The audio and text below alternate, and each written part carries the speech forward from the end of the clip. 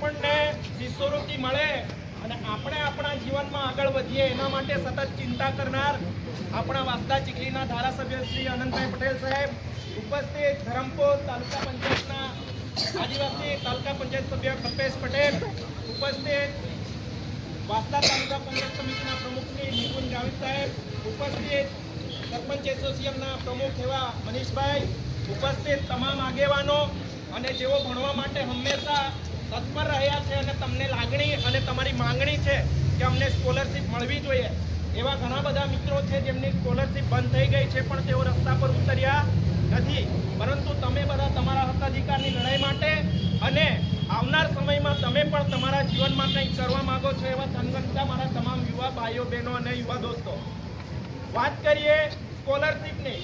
અમે વ્યારામાં પણ એવી જ રેલી કાઢી હતી અને અમે કીધું હતું કે મુખ્યમંત્રીને મળવા માટે અમને તમે ફક્ત 15 મિનિટ આપો, પરંતુ સરકારી તંત્ર દ્વારા 5 દિવસથી બધા જ પોલીસ તંત્રને અમારી સાથે પડખે મૂકી દીધા. અમે ક્યાં જઈએ છીએ, અમે શું ખાઈએ છીએ, શું કરીએ છીએ, તમામ વસ્તુનું ધ્યાન અમારા પર રાખે એના માટે પોલીસ મિત્રને મૂકી દીધા.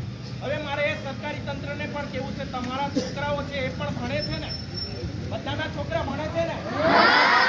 આજે આપણી પાસે પૈસા નથી, આપણે ભણવા માંગીએ છીએ તો આપણને સ્કોલરશીપ આપવી જોઈએ ને, આપવી જોઈએ ને.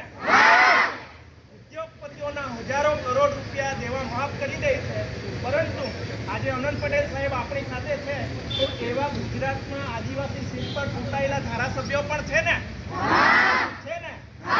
પોતાના વિસ્તારની ચિંતા કરીને ભાજપવાળાને એમણે પણ કહી દેવું જોઈએ ને કે છોકરાઓ સાથે તમે ચેડા ના કરો, દેવું જોઈએ ને, દેવું જોઈએ ને.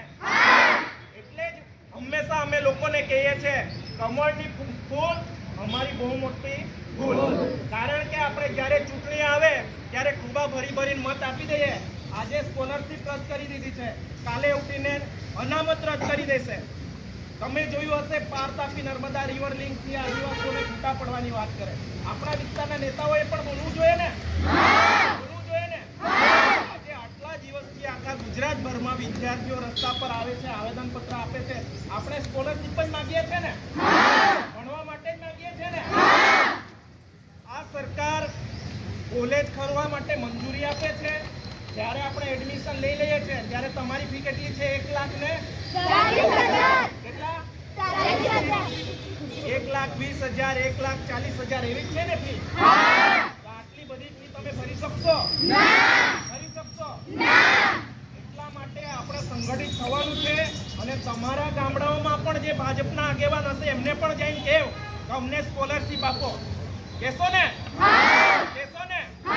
આવનાર દિવસમાં જ્યારે પણ આંદોલન કરવાના થાય તમે બધા આવજો અને જે પણ લોકો તમને રોકે, અમે મુખ્યમંત્રીને મળવા માટેનો સમય માંગ્યો હતો અને અમે બધા જ વિદ્યાર્થીઓને કીધું હતું કે તમે મુખ્યમંત્રીને મળવા માટે જજો અને તમને જે અધિકારી રોકે એને કહેજો કે મેં ભણી લઉં ત્યાં સુધીની મારી બધી ફી તમે આપજો, ત્યારે મને જવાની રહેશે.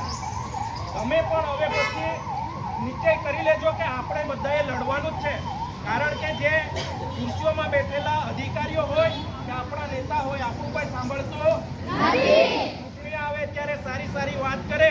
આજે આપણે ભણવા માટે પૈસા માંગીએ છીએ, બરાબર, ખર્ચવા માટે નથી માંગતા, તો એમણે આપી દેવા જોઈએ ને.